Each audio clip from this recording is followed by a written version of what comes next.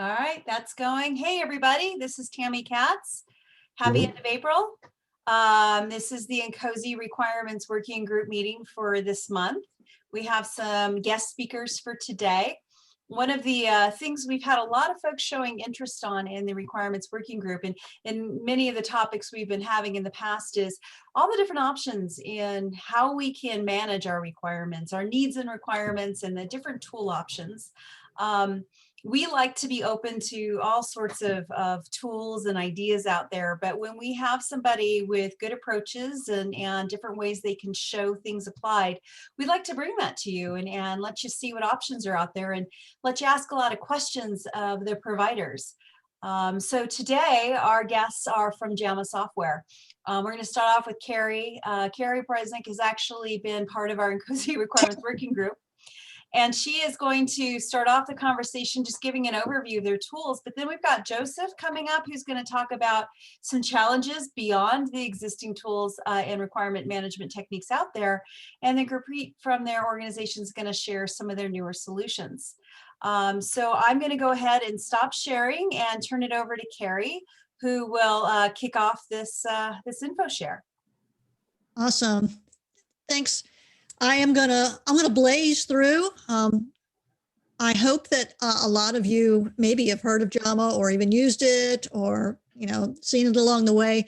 My background is in aerospace and defense. My education, I was an electrical engineering major, and I've worked for Lockheed Martin for a long time in aerospace and defense. And then I came over to the dark side into the vendor world, and I worked for PTC for 8 years, and I've been at Jama here for another 8 years.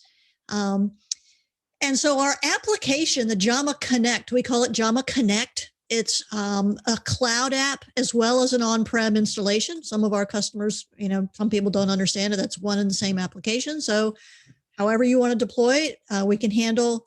The application is a single app that combines requirements management, risk management, test management, and reviews all into a single unified web-based, paradigm. Underneath of Jama is a workflow engine. It has relationship rules that you can put in place, as well as sort of an engineering collaboration capability. And it's got a REST API. So if you need to hook it up to any other tool in your ecosystem, you can do that. One of the things that we're seeing, is, hey, we need to move from the documents to the data-centric and information-centric paradigm. So we're helping a lot of customers move from not just Word and SharePoint and Excel, but also from legacy tools that are more document-centric and much more into, and then so Jama's much more model centric. So this is typically kind of what I show when I do a demo. We talk about, what does it feel like to capture requirements? How do I do the bread and butter of configuration management? We call requirements inside of Jama living requirements because they're always changing. You can always look at them from different perspectives depending upon what your role is, and you can consume them in different ways. We'll talk about the traceability of requirements as well, and especially the review of requirements. Somewhat outside of today, we have the test management framework built in, and we have mechanisms for reuse as well. So when I talk about the Jama application, I like to kind of show this slide because it sort of tees up the architectural differences between, Word documents and legacy tools. There's four main sort of areas, architectural areas, where you can, craft a kind of ecosystem for the requirements themselves. You can have a structure. So if you think of a structure being like how you're going to organize all of the different types of requirements, or if you think of the structure, if you're coming from the model, a SysML world with Magic Draw or something, we have a containment tree, the same kind of thing. So we can help you with structuring that content. We can also assist you with how you decompose, how you name, and how you trace the different types of requirements in your system. So you can, if you're starting at the top with needs and you want to be able to trace those to and decompose needs to system requirements, and maybe even further down subsystem requirements. We have a lot of these frameworks that come out of the box that are either generic or follow industry best practices. So if you're like coming from automotive or a medical device development, or you're building an avionics system, that we have trace rules and structures. We have a framework that's ready to go, that's already matched up to the industry standards. And this one is a very simple one. This is, I think, our MBSE framework, but we have other ones for airborne systems. So I'm just going to jump into the application itself. It's web-based. I'm showing on the screen right now is the first variant of an unmanned system. These are all kind of widgets that are surfacing up real-time information. So these are all clickable if you need to go and dive right in. You know, maybe you have a read-only user whose only sort of view would be this sort of a project view, and being able to dig in to these. The structure over here that is a configurable tree. These are all, you know, you can drag and drop, you can rename these things. We recommend certain, you know, approaches to organizing your information. This particular UAV is what we call our sort of systems engineering approach, where at the very top level, you have the highest level of abstraction, functional requirements, the aircraft. This one would be the aircraft functions. And then you have below that, you have the system, and you have the system requirements. And then you can have the subsystems. So if there's, you know, the subsystem parts of the aircraft, I can kind of visually follow and see all of the different types. It's really easy to kind of see the visual cues. So I know that those are different types of requirements. Each different type of requirement can have its own template. So it might have its own types of attributes associated with it as well. So if I want to look at the functional requirements document, I can click on the top of it and it will show in the main view. Now we have a couple of views of this as well. So this is what we would call our reading view. So it can show any kind of formatting that I have in my document. I can also kind of turn on the outline view, you know, a lot like how you turn on the outline view in Word. So people find this to be really easy to understand, to navigate, that there's not a lot of menus to learn in this particular application. So we have our reading view, we have our list, what we call the list view. And in the list view, kind of looks like a spreadsheet view. I can move things around. I can add attributes to my view as well. I can do inline edits in my list kind of a view. I can configure workflow. You're not workflowing an entire document. We call it a set, or you might call it a module if you're coming from doors. So you can apply workflow to each individual requirement if you want to. We've got version controls, sort of automatic under the covers. So if I pick up this one requirement, repellent has version 1. I can see the individual versions when I make a change to a requirement. I can, if I just get rid of it or write whatever, something new.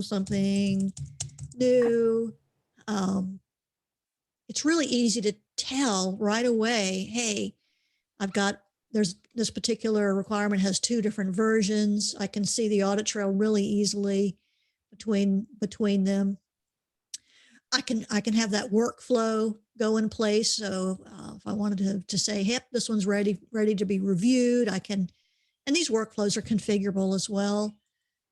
I can also have commenting. So if I want to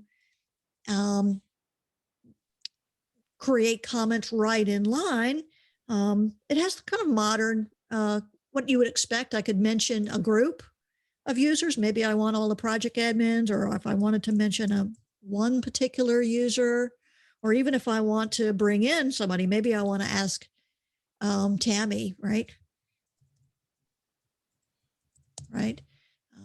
We have mechanisms to really get information to the people and bring them in to work with the requirements as early as possible. You know, why do we need the, you know, whatever it might be. And instead of this comment being just static, I can now make this particular comment actionable by saying, oh yeah, Tammy, I want you to make a decision about something, or I'm asking a question, or I'm raising an issue. And so now this comment is an action item for the users or the groups to take care of. They get an email under the covers. When they log in, they'll see alerts that, hey, you have, when you log into Jama, they'll see alerts that, hey, you have an outstanding question that you need to answer. And then as they, you know, converse about the requirement, it keeps track of that. If someone were to answer it, it'll thread the answer really nicely, right in line. You might have a long conversation, so Jama kind of puts that there for you. We have a lot of these. I think that Jama makes it really easy to also administer from an admin perspective as well. It's all point and click.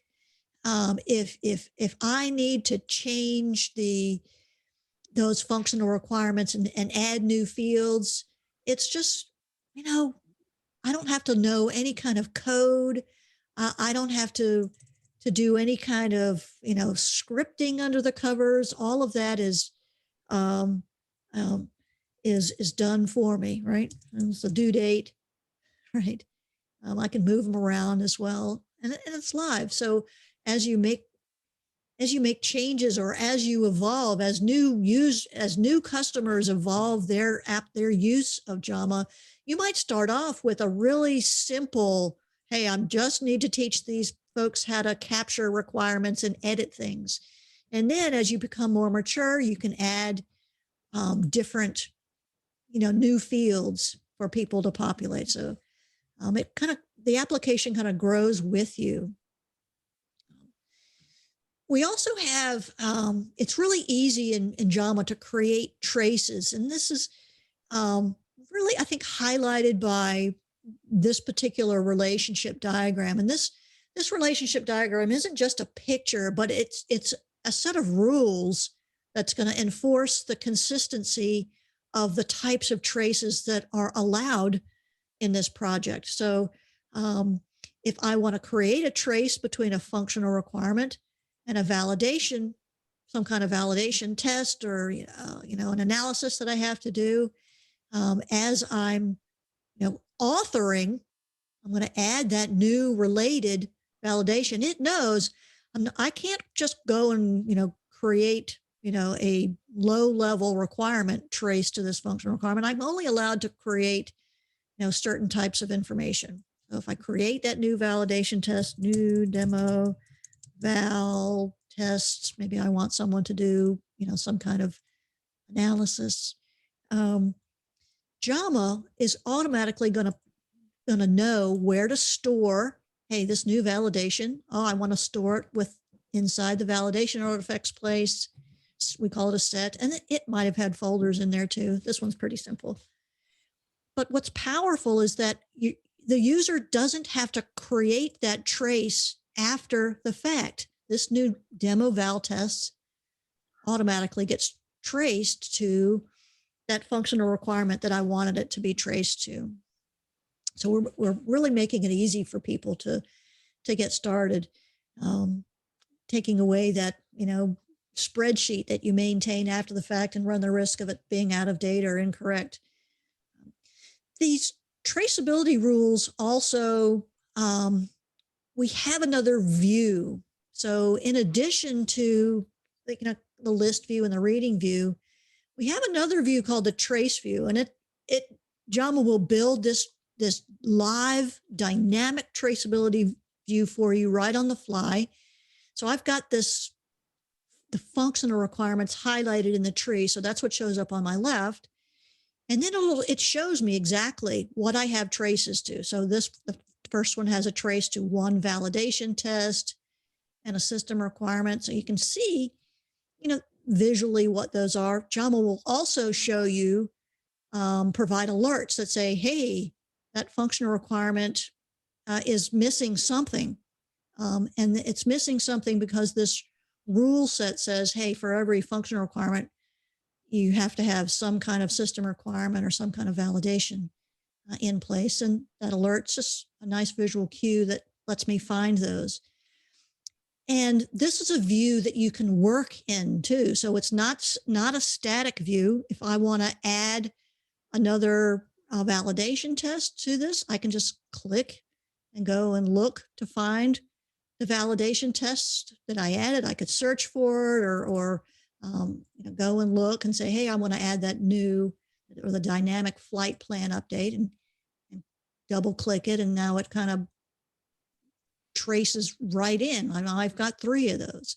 I can also use this view to author. So if I want to maybe write a system requirement for this, I can write and add a new related system requirement. So it knows it's following those rule sets. So this is super powerful, and it's all bi-directional. So no matter where I start, if I started maybe down at the system level and I highlighted my system requirements, maybe I want to filter out. I don't want any kind of textual information, or I don't want any headers. These folders would be considered a header. I can just filter that out and say, oh yeah, just show me the system requirements in this view. And now show me that trace matrix. And it puts those system requirements here on the left. And I can see, oh yeah, these guys are traced to those high level requirements. Then I can look up and see, well, which functional requirement is that traced to? Oh, it's autonomous operation. Oh, and I can also see what kind of architecture it's traced to as well. So it's like a model. We call it at Jama a companion to your MBSE SysML model. It's really, all of these are items, and you're just, you're doing MBSE inside of Java in actuality. We have another really exciting thing that a lot of our customers get a lot of value out of is our capability to do reviews. So instead of coming into a view and saying, oh yeah, I'm going to, export this out to a Word document and have people redline it in sort of an offline manner, we incorporate the review right into the UI itself. So I can say, I'm going to take maybe just a section of the requirements, maybe just this section of this document is ready to go. And now I'm going to invite people into the review. I can give it a deadline. I can, if I need to incorporate electronic signatures, that's something that I can do. I can even associate different signer roles. In the medical world, that's really, really super important. I can choose who I want. Again, I can invite reviewers to come in via an email address. And then I can, maybe some of the people that I'm inviting to this review are just subject matter experts. Maybe they're just a reviewer. Maybe multiple people are approvers. Maybe Alexander is the DER, and maybe Colm is the engineering manager. Maybe I'm just the org admin, right? But all of the people that you invite to the review will get an email. You can give them some directions or tell them what the purpose of the review is. But when they click on the link in that email, it takes them right to the review. And just, I had one kind of teed up. So if you fast forward like a week, when they click on it, they can see, oh yeah, it's a much lighter weight interface.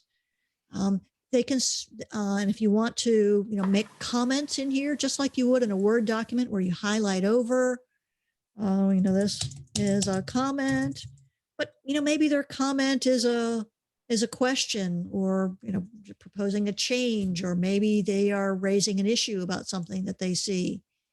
They can click on the comments that are already there. These comments, these sort of yellow highlights, would be showing up in real time as people are dynamically reviewing this all at the same time. Which variant are we going to use? People can agree with each other. If I, agree with that, you can see, oh, Alexander has replied. Oh, we're going to use the 9F variant. So four other people have agreed with that. If you're an approver and you need to sign off on things, you can approve or you can reject something. You can do bulk actions as well. You can kind of see a status of the review. If you send out a Word doc, you don't even know if somebody's even opened it from an email. But here you can kind of see how far along people are progress-wise, how many minutes they're spending, even from the progress of the items. Hey, I've got some that there's 6 of them that have comments. If you have 150 requirements in a document, being able to filter and just look at the ones that are most contentious, that's a big deal. That's a big time saver, right? You can also do comparisons. So right now I have, 2 different versions. I did a bunch of them. Let me make an edit to one of these, right? So if I have my view, go back to my review. If I have to make edits in here, right? If I have to incorporate the changes, I'll just make some weird changes here. Maybe I'll make a change to another one too. We'll make one here too. All right, so maybe we'll add a new, this is firefighting and, something new, right? Or maybe we don't need precision agriculture, we just need precision, right? When we publish a new revision of this as the moderator, it's my job to kind of incorporate all of the changes.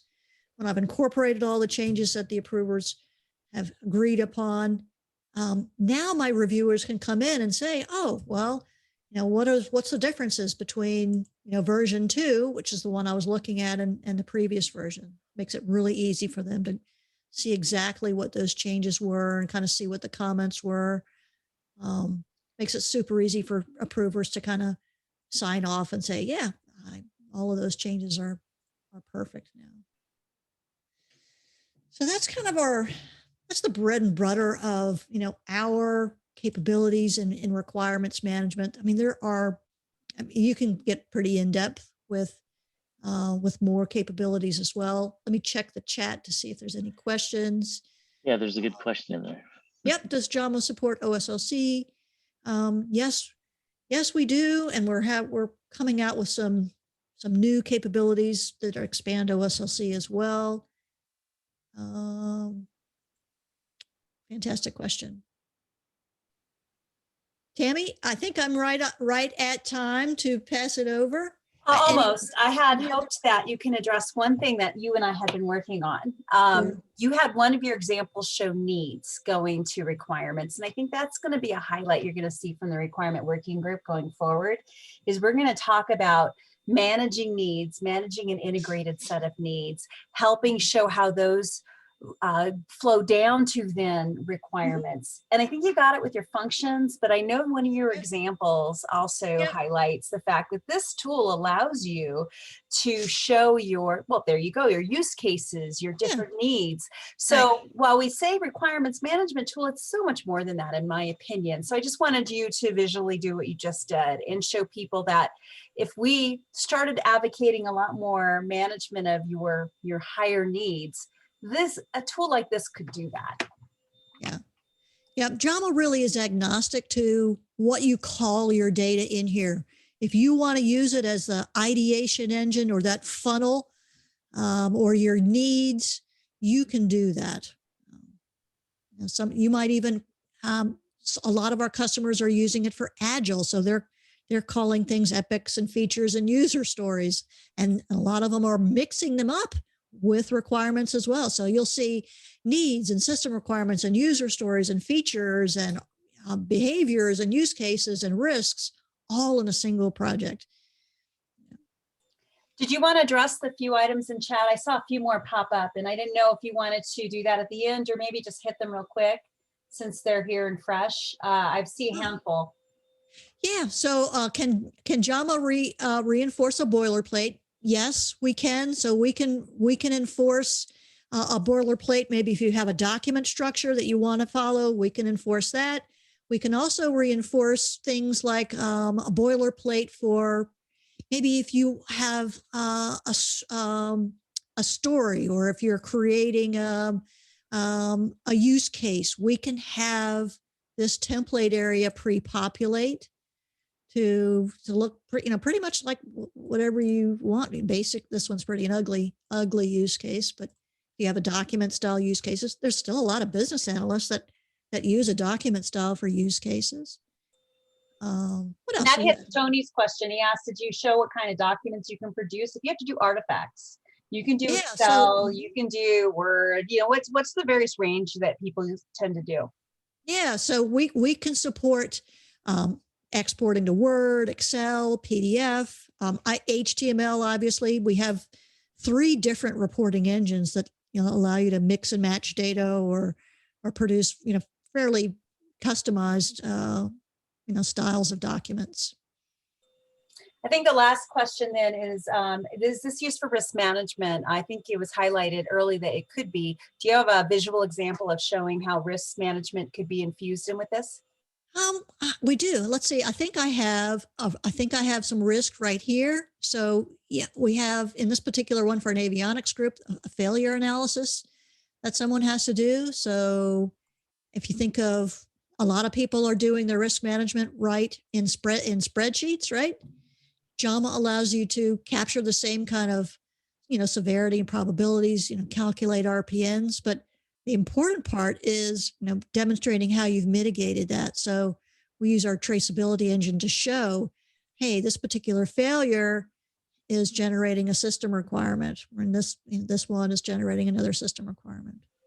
And quickly, last question. I don't know if you got Rod's question about integrating with Cameo or doing doors integration where people are maybe bringing stuff over from doors. Did you highlight that yet?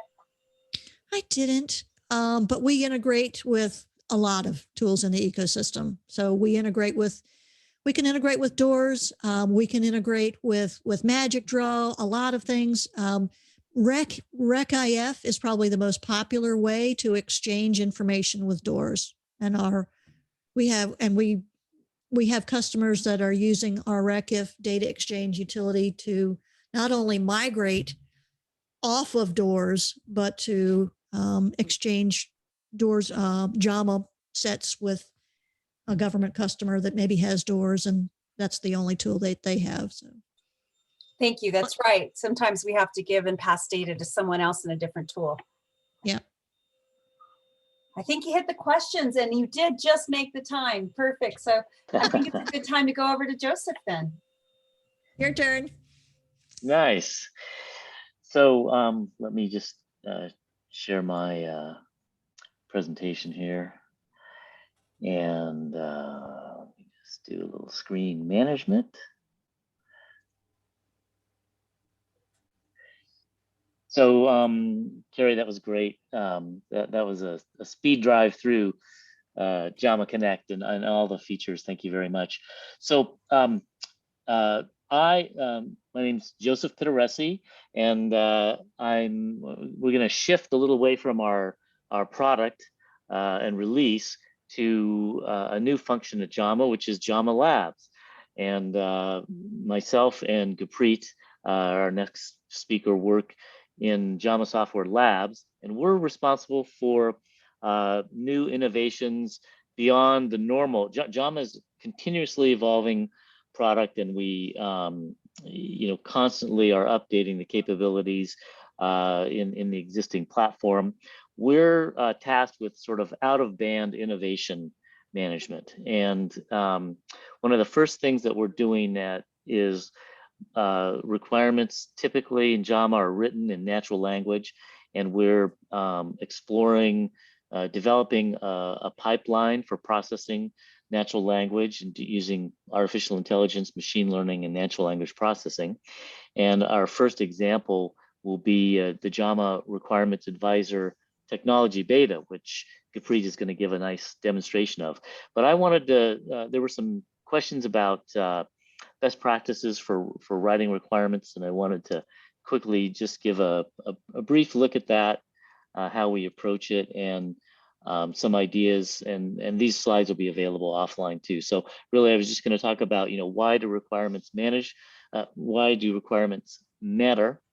How to considerations for writing requirements that all stakeholders have a clear understanding of the development needs, and then a little bit about confirmation of quality.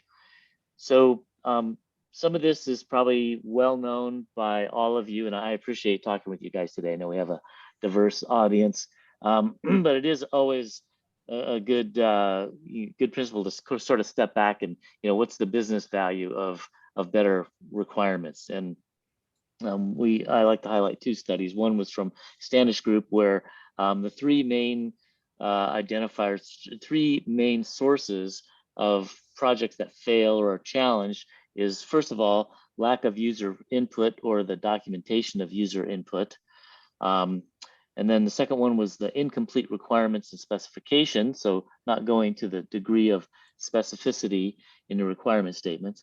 And then changing requirements and specifications during that real time, we call them living requirements, because during the development, their requirements are written and specifications made, and then the reality of implementing those sometimes necessitate changes. And so there's a real time transition, more so today than ever, in terms of the life of a project. And so, managing change requirements is really critical. One study shows that the ROI for better requirements it's estimated that 70 to 85% of project rework costs are due to requirement errors. So, the point of that is, if you get in front and manage the requirements aggressively up front, you can save a lot of rework costs. And even NASA, and I'm not picking on NASA. NASA is an amazing organization, and the accomplishments are I don't really have to talk about that. But this assessment by NASA, and there's a reference to the document here, and this is from 2018, and I think the implications have gotten even more important over time now as product complexity has increased. But they did an assessment that said, if the investment up front in requirements management was less than 5% of the overall project, the average project cost overrun was could be as much as 125%. And if 5 to 10% of the budget is focused on requirements management, that could be ascribed to 83% of cost overrun. And on the other hand, if you had a greater than 10% focus on it, you could reduce the impact down to 30% of the cost overrun. So there's definitely a clear ROI in management, proactive management upfront. And then, so what does that mean? I guess, that's the question. How do you navigate from high level market needs, from a market requirements perspective, into detailed requirements? And so we like to show the progression from the idea, the concept and idea, and documenting the business objectives, to the actual requirements and the specific specifications, and then to validation, verification and validation. So following the whole process. And we suggest this as a high level template. It's identifying the triggers, when identifying a trigger event or activity action, a precondition, and an actor and an action and the object, and then identifying the user, the need, the reason and purpose, and the objective.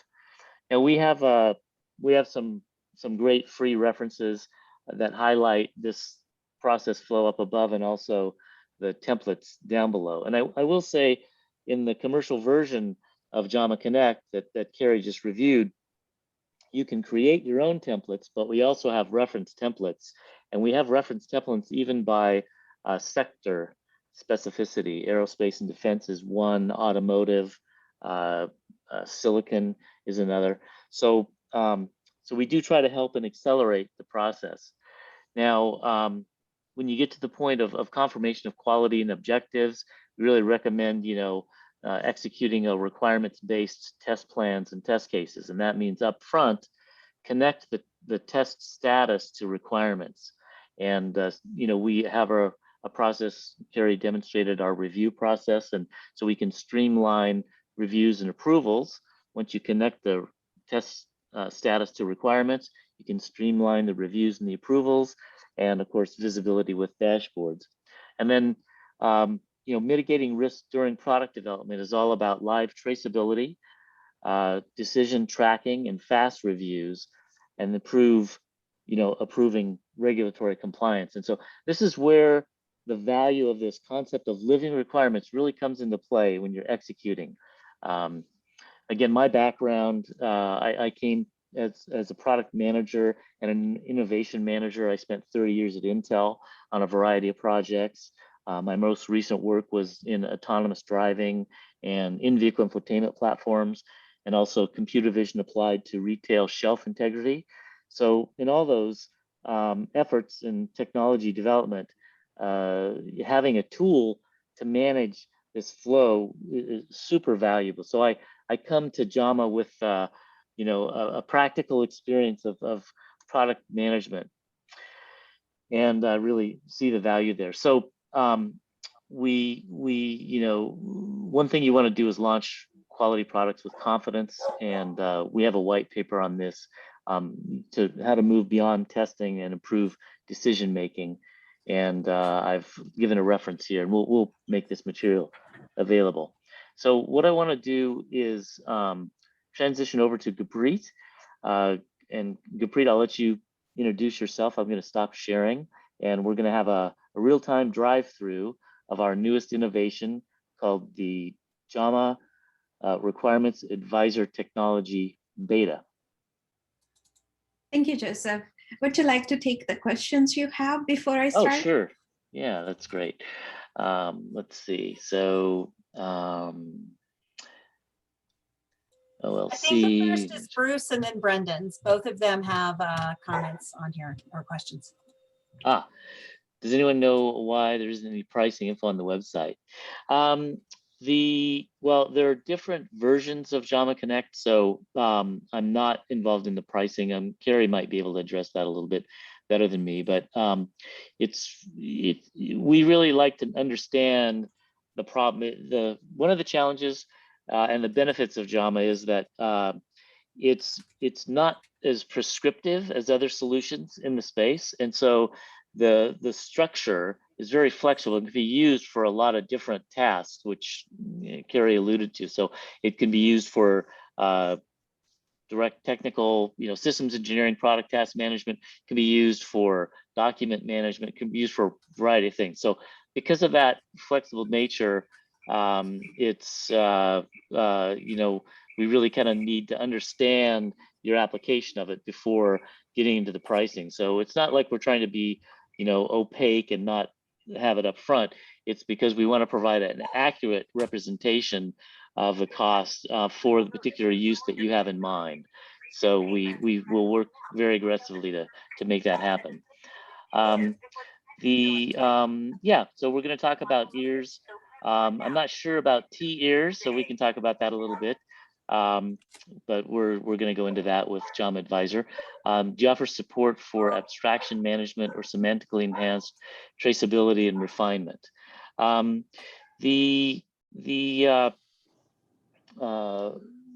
ways that we do provide ways for abstraction management and semantically enhanced traceability.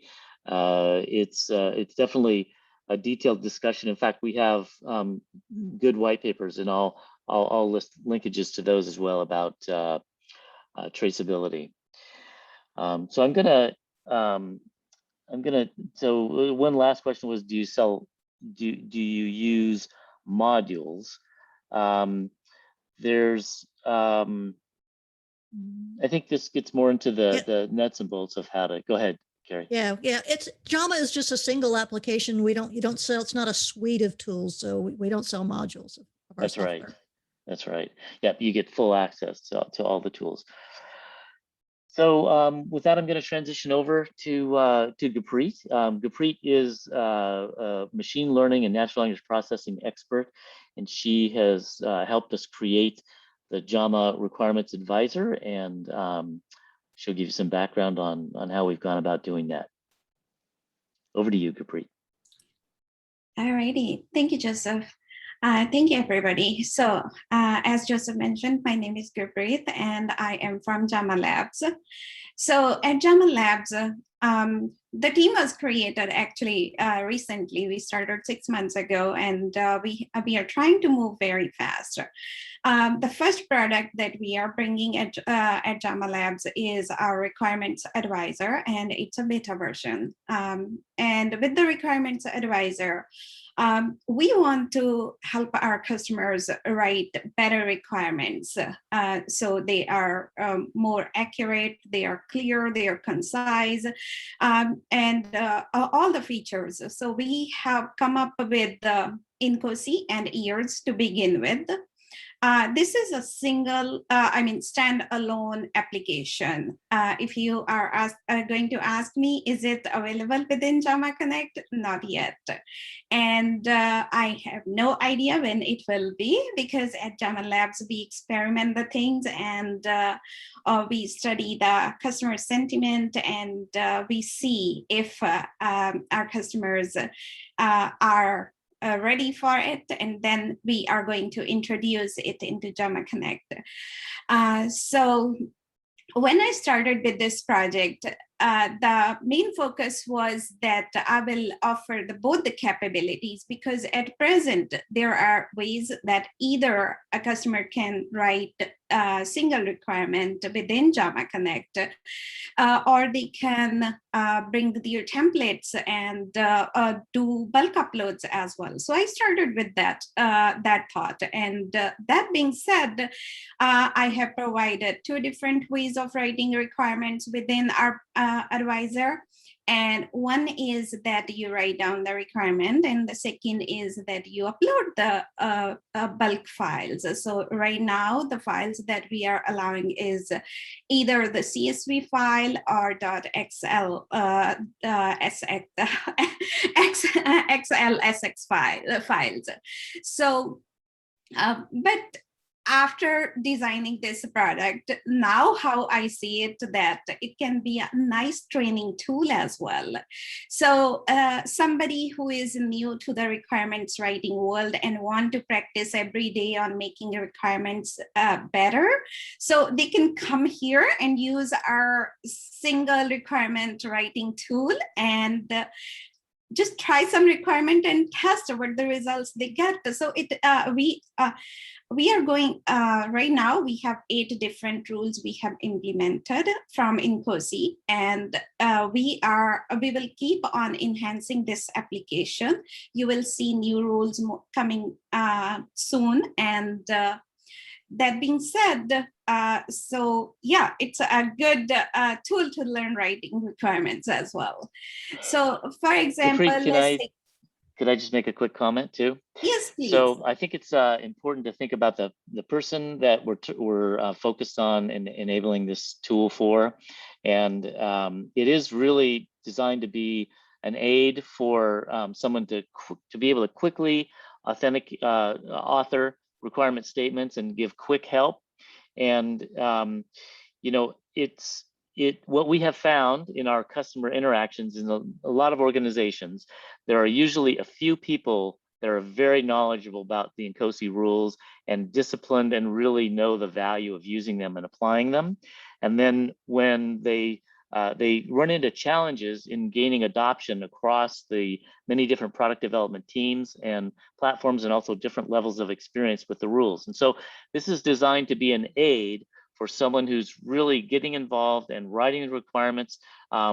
It's probably not, this isn't the tool that Lou is going to want to use. I can tell you that right now. It's, you know, it's designed for the people that Lou might be wanting to influence and gain adoption and using these in improving their skill set. So it's two things. One is it assessing the requirements to improve those, but also as you use it, you learn and you grow. So go ahead, Gurpreet. Sorry to interrupt. Oh, no, you're good. Thank you so much. So if I try writing a single requirement and click on the submit button, so right away you will see the results. So for example, the requirement I wrote here, actually I clicked here, it was teeth.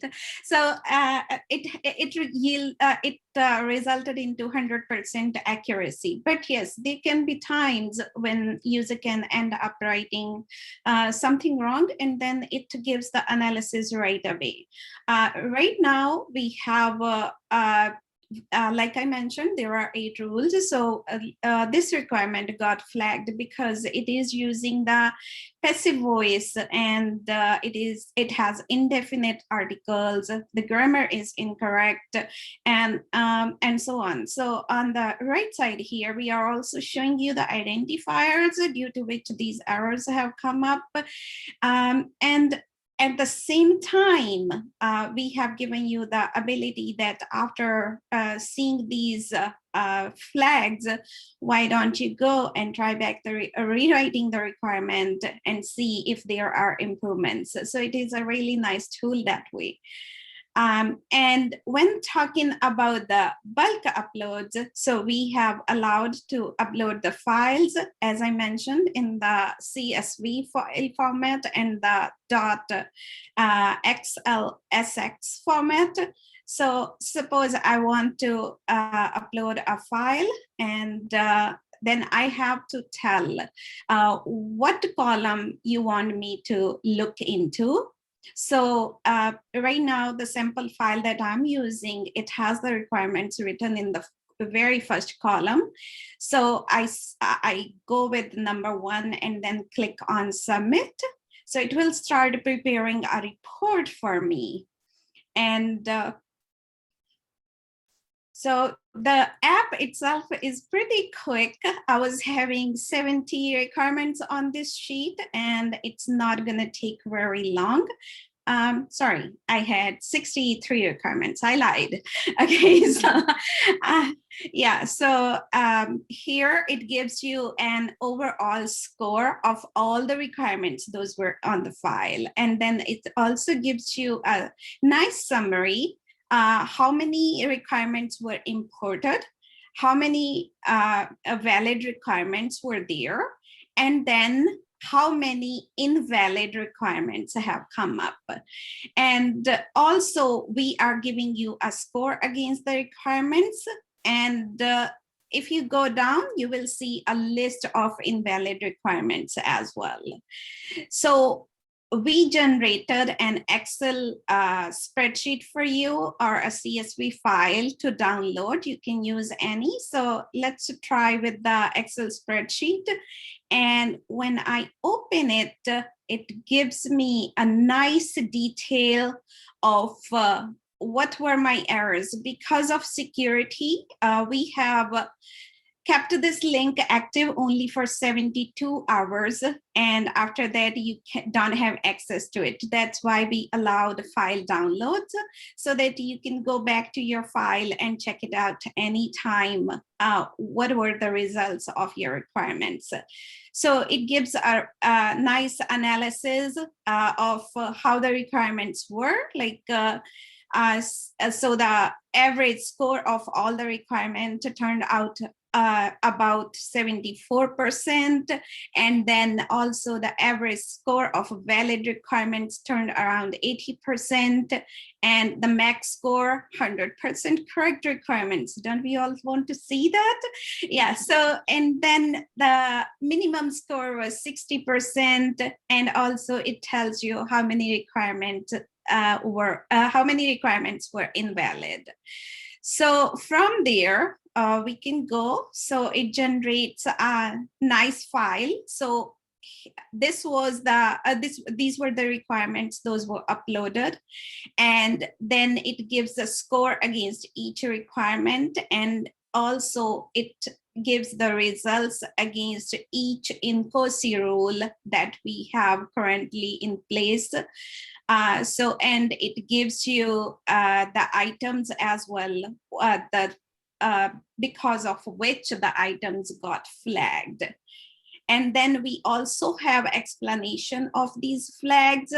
This is very brief, and we are working to improve it every day. And then also the last sheet will include the invalid requirements.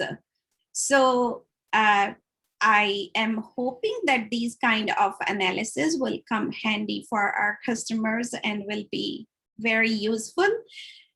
So with that, Hey, Gurpreet, why yes. don't you select one? So like the first one there, you know, index number sure. 7, click Yes. on one of those and show them the So, specifics that are given. definitely. Oh yeah, I missed it, sorry. So if you want to see all these details we saw in the Excel spreadsheet, if you want to see those while you are on the web page, so you can just click on this symbol here and it will show you the results in the expanded form below there. So you have the analysis right there as well. So that's all about our beta application so far. And as I mentioned, you will see more rules coming pretty soon. And can you go back to the landing page? Sure. So one thing that, yeah, right here. So the two things, first of all, to try it, this is free for use for 90 days. It may be longer. And you all have, I've gotten approval to give you all access to this. So we'll provide you a link to the requirements advisor and you can start using it right away. First, just to trying it out, you can assess the single requirement statements, and those you can either type into the white box where it says enter requirement here, or you can paste in a requirement statement that you have and then click submit. And that's that'll give you, you can do that without having to register or do anything. It's just free to use. You can use it now. And you don't have to be a Jama Connect customer. You can try it out. And then, you know, and that's just to get a feel for if you like the way this works and the nature of the reports and the advice that you're getting. If you decide that you would like to upload a set of requirements, that's where you have the option to upload the file. We do require just, I think your name and email are the minimum requirements to register to use that upload capability. And then, yeah, then you can upload a Excel or a CSV work spreadsheet to have a group assessment, and that's really valuable. We do provide some example statements down below, as Gurpreet mentioned. So we're looking for feedback on this, and you know, it's designed to be a really high value, low impact tool.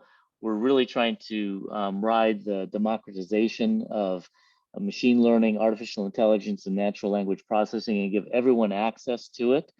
And I would like to say, this is not designed to be a custom developed solution that is, you know, specific to your particular needs.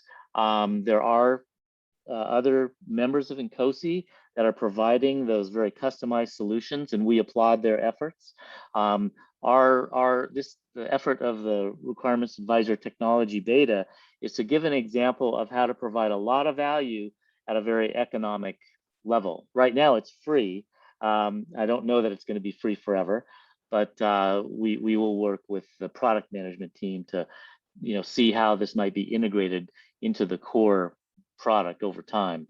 But there's no plan for that right now. It's really a technology advisor beta, and we're really trying to show the value of writing the rapid innovation in AI and machine learning and NLP, and give everyone access to being able to use that in their, helping them to write the requirements and to implement the INCOSE guidelines and EARS. We apply both INCOSE and EARS, which is the easy syntax for requirements authoring. And we do a combination of the two because they really amplify each other.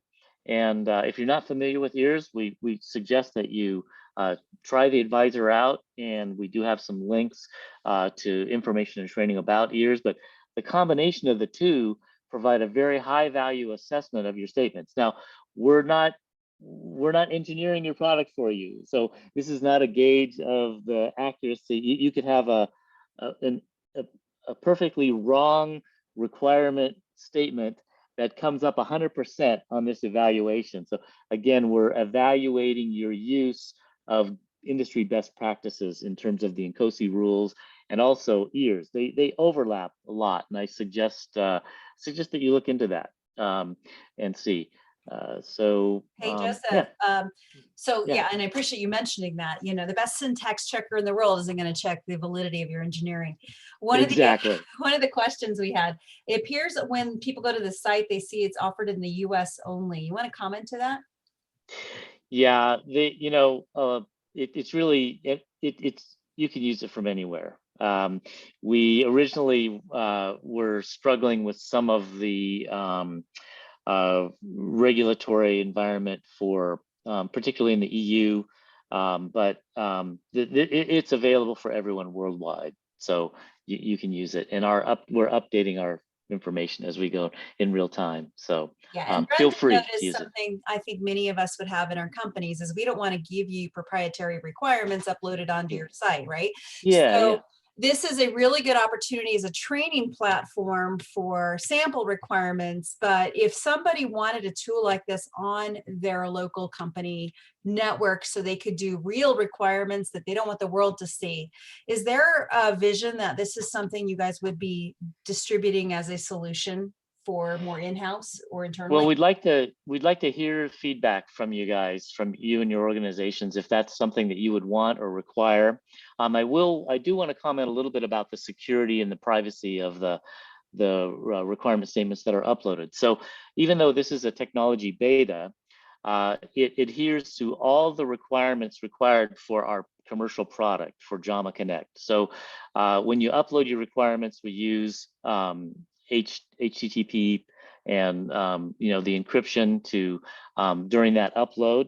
And once those requirements are uploaded, they're kept in a virtual private network, and it's the same level of security that we have for Jama Connect. So it is a very secure and confidential application. And in fact, we have existing customers that are using it, beginning to use it now. So your requirements are secure. They're not available publicly. We use every best known method we can to protect your requirements to the same degree that we do in the Jama Connect platform. So, and if you have more detailed questions about that before you want to use it, please reach out to me, and we can arrange a discussion with our security architects and what we're actually doing to secure the requirements. But it's the same level of confidence and security that we have for our commercial product, the Jama Connect. Hey, and as much as I'd like to entertain more questions, we are actually at time, and I'm going to have to end the meeting because I actually have to run. But I wanted to thank everybody, and we definitely going to post this video. We're going to share the charts on our requirement page. I'll share the video with Joseph and his team. They can distribute it as well. Joseph, send me slides. I'll post them, okay? Absolutely, will do.